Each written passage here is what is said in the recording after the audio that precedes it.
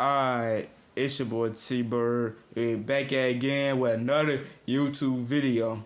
And today, we'll be reacting to 3 terrifying true stories to start 2026. Bro, in 2020, we're not in 2026, bro. And people just still like being weird and stuff, bro. That's the worst feeling, I ain't gonna lie. Just imagine someone in your backyard just being weird, bro, and won't leave, bro, and trying to break into your house, bro. That's the most terrifying thing. You always gotta keep a gun you on all times, cause you don't know what's gonna happen. You feel?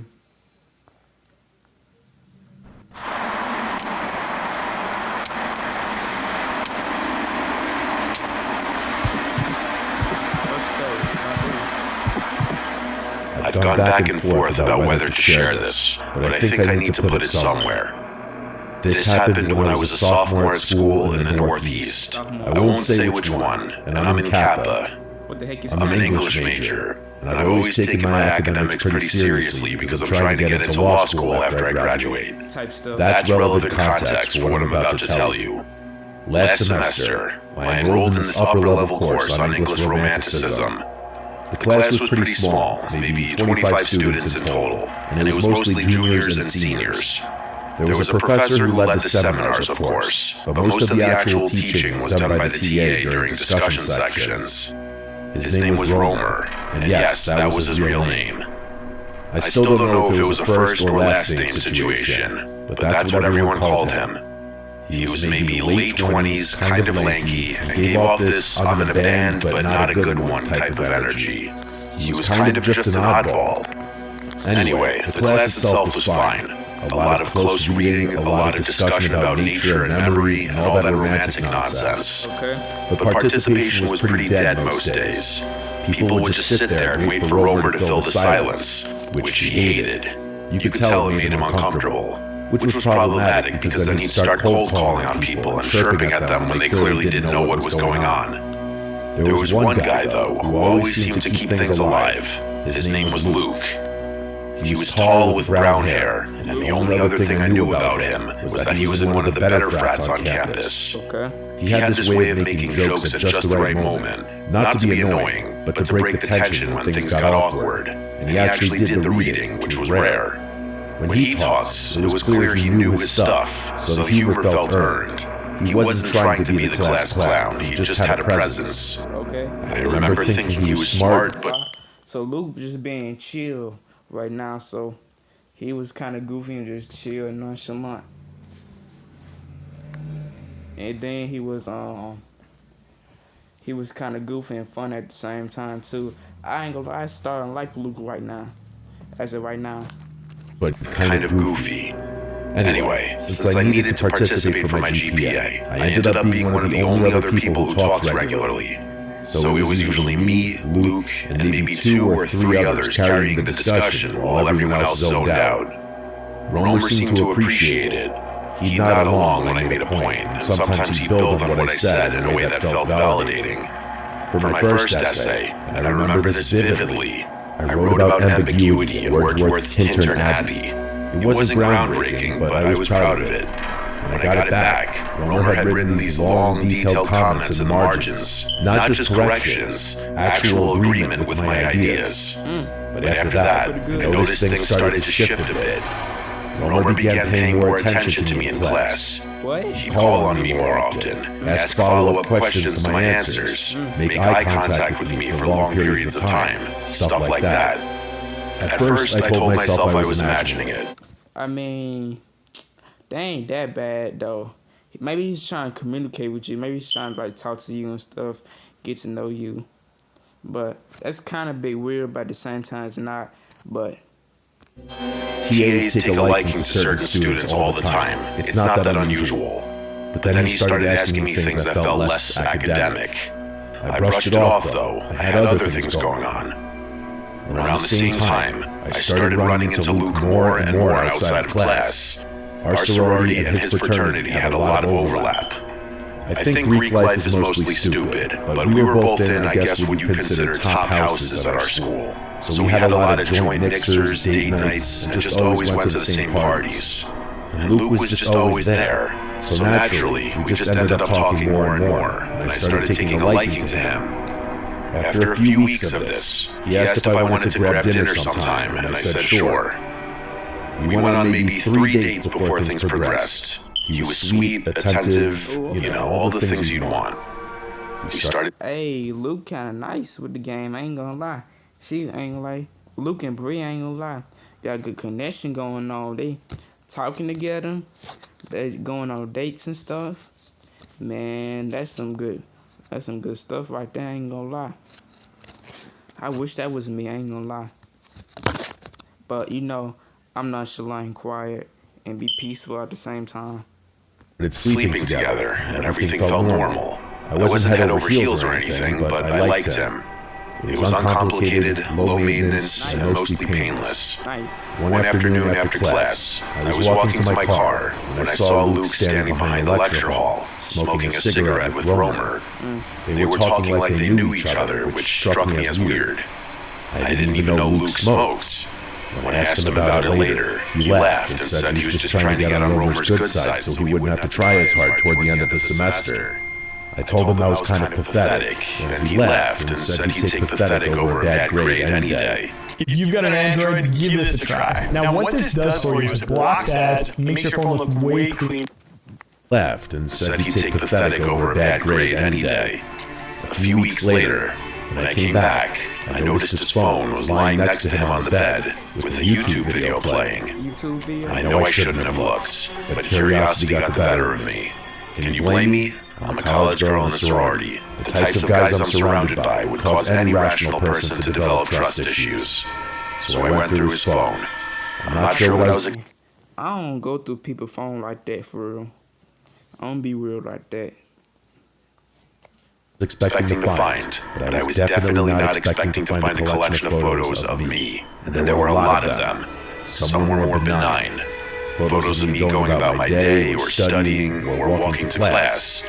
But there were others. I'll let you fill in the blanks yourself, but they were, let's just say, suggestive.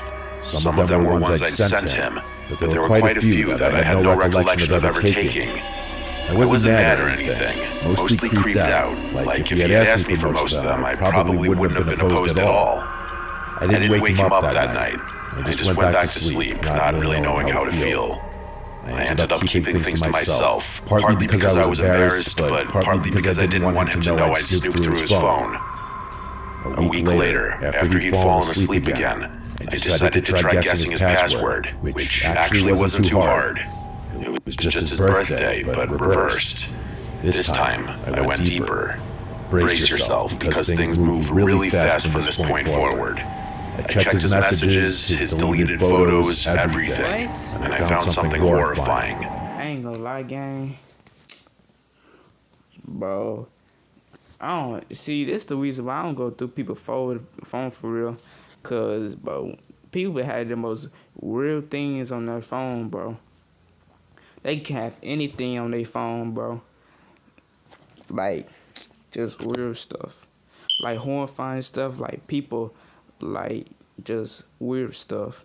I'm not finna get to some of the details, but you know what I'm talking about, twin.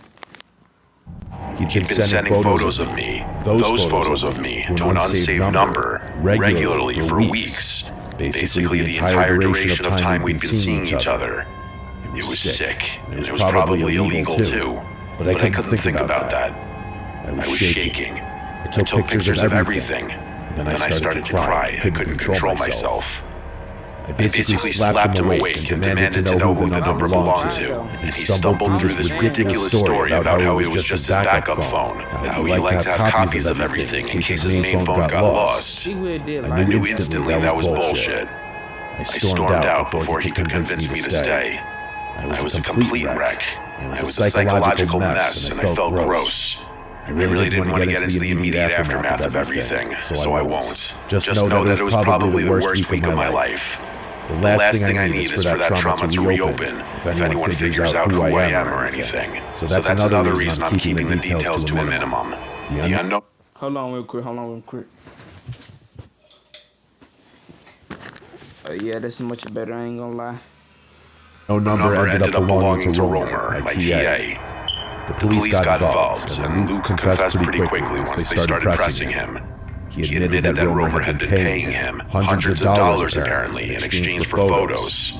The whole thing had been going on since the beginning of the semester, maybe longer. I don't know all the details, and honestly, I don't want to.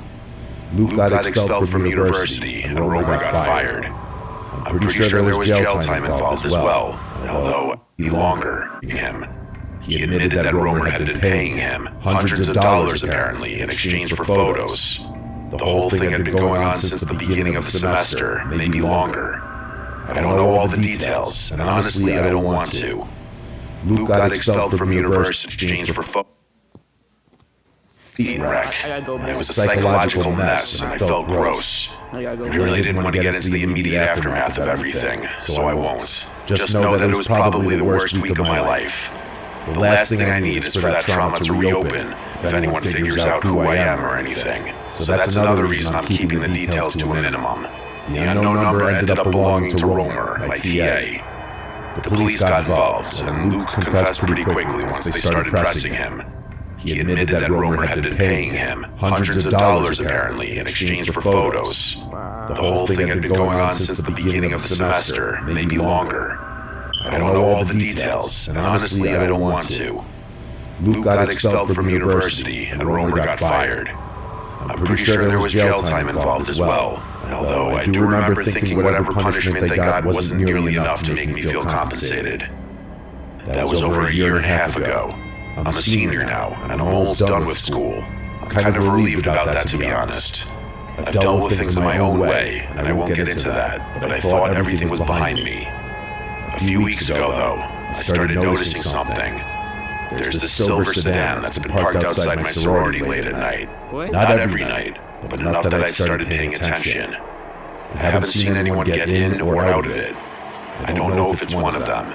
I'm probably being paranoid, but it's really freaking me out.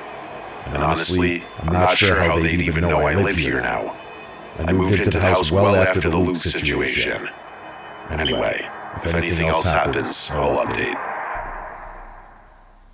I'm partnering with Listerine to show you guys my ideal self-care night routine going into the new year. I love to start my night with an early shower. That way I can just enjoy the...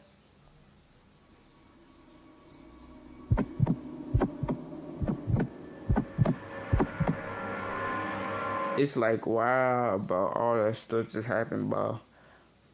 I ain't gonna lie. Bro. Like, that's just insane. This dude, they got his loot, bro. What's his name? Romance. He got expelled. He got fired because Luke, they was doing like a deal of these freaking horrifying videos by paying Luke the amount of money, and they got and Luke got expelled, and Roman got fired. That's crazy work. This happened like 2 weeks ago. I'm still not fully over it, but I need to get it out there because keeping it to myself is driving me insane. My name is Mike, but everyone calls me Mikey. I'm 22, and I'm still living with my parents in Northern California. And before you ask, no, it's not the California you're picturing. I always have to explain this to people. Not every part of the state is beaches and palm trees. Where I live, it snows pretty heavily. We're talking middle of nowhere, surrounded by forest, closest neighbor is a 10-minute drive kind of situation. I've been skiing my whole life, so the cold doesn't bother me. If anything, I prefer it, but that's not really the point. The point is that 2 weekends ago, my parents flew out of the country for a wedding. Some friend of my mom's was getting married in Portugal, and I wasn't invited, but I didn't really care about that. A weekend alone in the house sounded kind of nice. Our house isn't anything special, just your standard 3-bedroom, 1-story, nothing fancy. My parents' room is at one end of the hall, mine is at the other, and there's a guest room in between that we mostly use for storage. The living room and kitchen are in the middle of the house, and the front door opens right into the living room. I'm describing this because it'll be important later. The first night alone was fine. I went to bed around 2 a.m. and passed out pretty quickly. The second night is when everything went wrong. I went to bed around the same time, maybe a little earlier. I remember being more tired than usual, so I knocked out fast. I don't know what time it was when I woke up, but it was the middle of the night. That's pretty irregular for me. I knew something woke me up because I always have to keep my phone on airplane mode when I sleep. So it wasn't that, but I had no idea what it could have been. I scanned the room, but it was pitch black. As my eyes started adjusting to the darkness, though, I saw something strange. My closet door was wide open. I always keep that door closed, always. It's one of those sliding doors that doesn't stay shut on its own, so I make a point of... Nah, that's the same, bro. Just imagine, bro, you keeping your door closed and someone came in there and snatched your door out. Bro, that'd be the weirdest junk.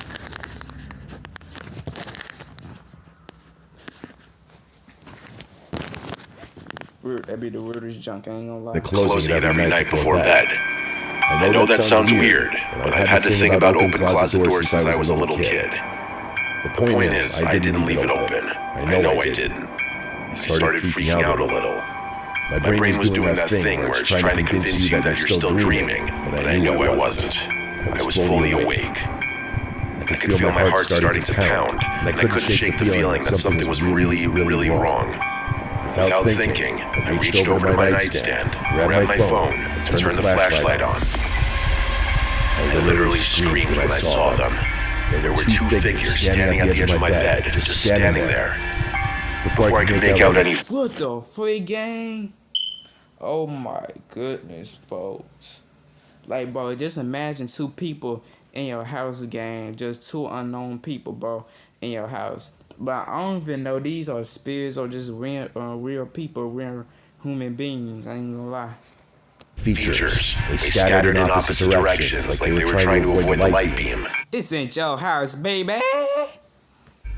It was freaky how fast they moved, almost like they knew I had been about to turn the light on. I started flailing my phone around, trying to keep it on them, but they were too quick. I heard something clatter to the floor, but I didn't have time to process it. I just started screaming. Yo, what the freak is going on with your house, bro? Your house must be haunted or something, bro. I ain't gonna lie, your house gotta be haunted, bro. I don't even know what I was screaming. I think I was just making noise out of pure panic. The two figures bolted from my bedroom door. I heard their footsteps pounding down the hallway, and I started chasing them before I could have a second thought. What the freak? By the time I got out of bed and made it to the hall, though, I heard the front door slam. I ran to the living room, but they were already gone. I stood there in the living room for I don't even know how long. My hands were shaking, and I was just trying to focus on catching my breath. The moment I regained my composure, I ran back to my room, locked the door, and called 911. While I was waiting for the police in the safety of my locked room, I finally turned the light back on. That's when I looked down at the floor by the edge of my bed and saw what had clattered during the commotion. It was one of my mom's kitchen knives, and I almost threw up. I'm not kidding. Those people had been standing over me with a knife while I was sleeping. If I hadn't woken up when I did, I don't even want to think about what would have happened. Bro, imagine, bro, this dude was still asleep, bro, and these two dudes was in his house and was came into his room, but he would have been dead, bro. He would have been done for, I ain't gonna lie. But good job, bro. Good job for being aware of your surroundings, gang. I ain't gonna lie. Good job, folk. I probably wouldn't have woken up. The police showed... Yo, that is scary, though. Bro, people really be having serious mental illness. I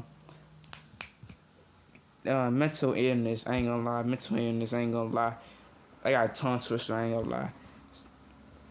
Bro, that's just insane work. But maybe 20 minutes later, they searched the entire property, but there was no sign of anyone, of course.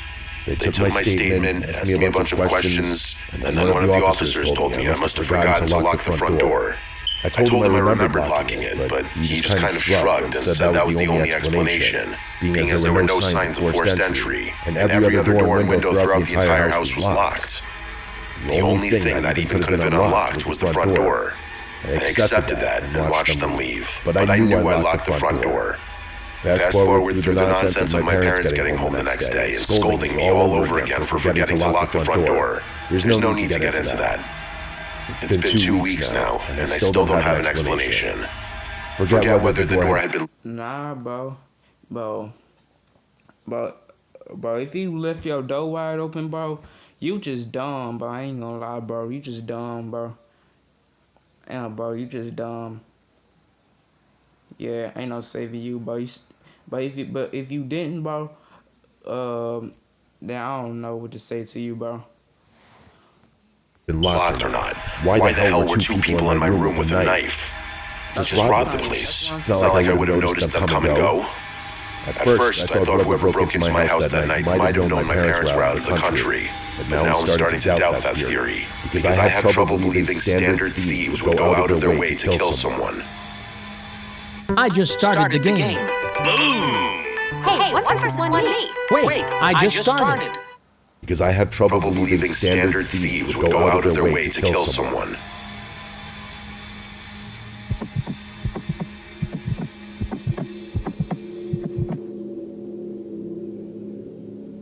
My name is Natasha. This started happening about 3 months ago, right after I broke up with my ex, Tibbet. I'm 23, and I just moved into my first solo apartment. Tibbet? Who the freak man name is Tibbet, bro? Bro, that is the most insane name. Bro, I would cuss up my parents, bro. They give me that name. I ain't gonna lie. If it's a boy. Now, if it's a girl, then that's different. Then... apartment after living with roommates since college. It was nothing special. A one-bedroom in a mid-sized complex in Columbus, Ohio. I work remote, so I'm home a lot. That's part of why I wanted my own place. I was tired of trying to take calls while my roommates were being loud in the kitchen or whatever. The apartment was on the second floor, facing the back of the complex, which meant my view was basically the parking lot and then some trees. Not exactly scenic, but I didn't care. I had my own space, my own schedule, and for the first time in my adult life, actual privacy. For the first few weeks, everything was fine. I didn't really interact with anyone in the building besides the occasional head nod. There was an older woman on the first floor who always seemed to be checking her mail whenever I walked by, and a couple across the hall who I'd hear arguing sometimes through the walls.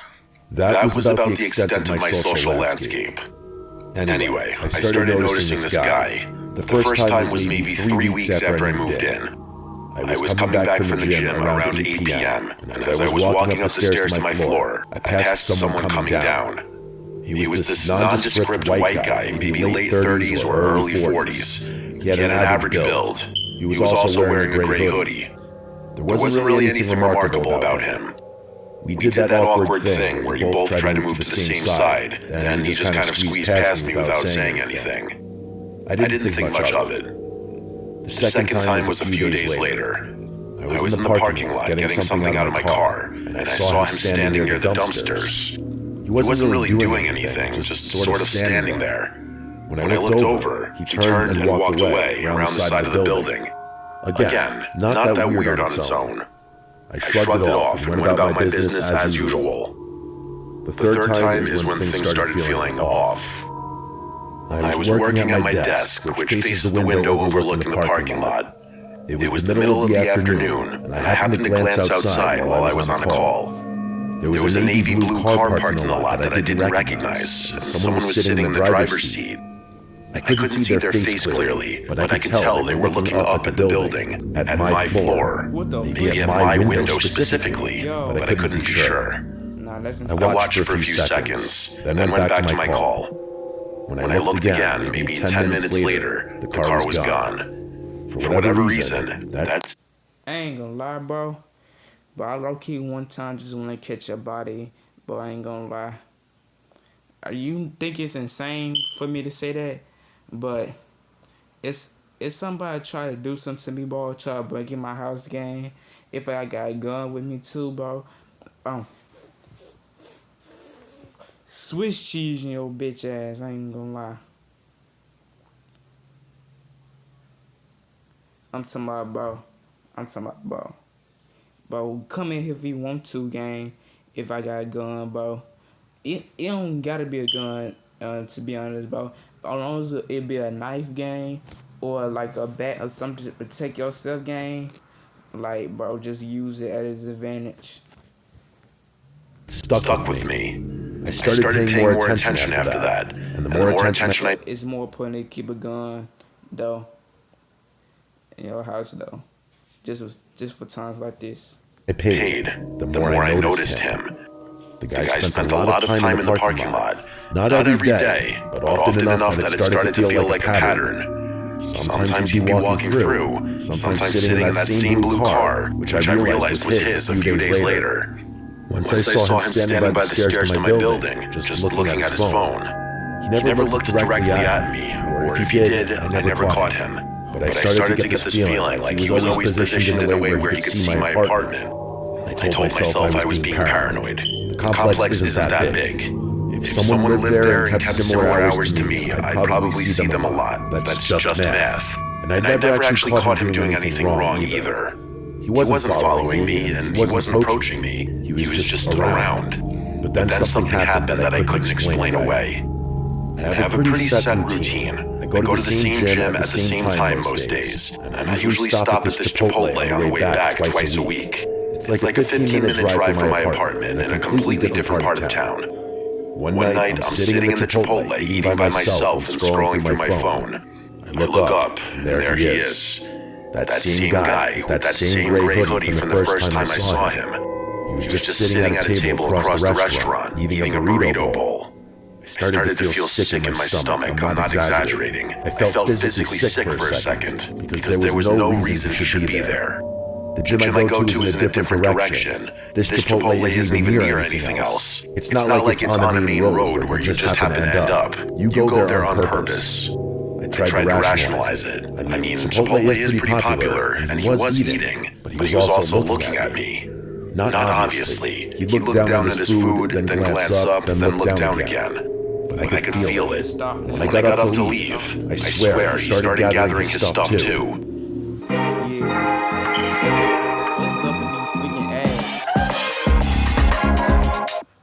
I could feel it. And when I got up to leave, I swear he started gathering his stuff too. I walked to my car fast. I didn't run, but I was moving. I got in, locked the doors, and just sat there for a second. When I looked back at the restaurant, I couldn't see him through the windows. I don't know if he came outside or not, but I didn't want to stick around. The drive home, I kept checking the mirrors. I didn't see anyone following me, but I took a weird route just to be safe. It was probably overkill, especially because he already knew where my apartment was, but I wasn't thinking straight. When I got back to my apartment, I sat in the dark for like an hour, just watching the parking lot through my window. I never saw either him or that sedan. So eventually, I convinced myself I'd overreacted and went to bed. The next morning, though, I woke up and looked outside like I'd been doing every morning since this started. The sedan was there, and I could see someone sitting in it, so I didn't think twice and just called the police. I felt stupid doing it. What was I gonna say? Something along the lines of, there's a guy who I keep seeing and it's making me uncomfortable. As silly as it sounded, I called anyway, and I tried to explain the situation. There ain't enough information, but if he ain't do nothing to you or try like attempt to break in your house, bro, just leave him alone. I ain't gonna lie. The officer I talked to was polite, but clearly thought I was being paranoid. He said they could send someone to check the parking lot, but unless the person was doing something illegal, there wasn't much they could do. He suggested I document things, write down dates and times, take pictures if I could, and call back if anything escalated. By the time a patrol car actually showed up, maybe 45 minutes later, the sedan was gone. The officer walked around the complex, knocked on a few doors, and basically told me what I expected. No sign of anyone suspicious, no complaints from other residents. He gave me a card and told me to call if anything else happened. Nothing happened for about a week after that.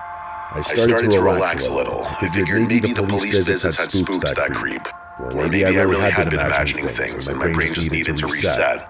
But then I got the note. I ain't gonna lie. It was slipped under my door sometime during the night. You kind of tweaking a little bit. I ain't gonna lie. You trying to tweaking a little bit. But unless I mean, it kind of look weird, but at the same time, if you're not doing nothing to you, if you just send in the sedan every day, every morning, bro.